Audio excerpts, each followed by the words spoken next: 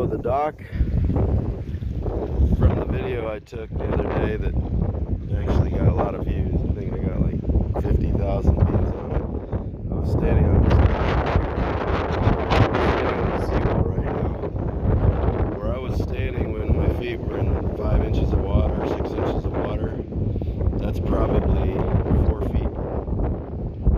It's 4 feet above that right now.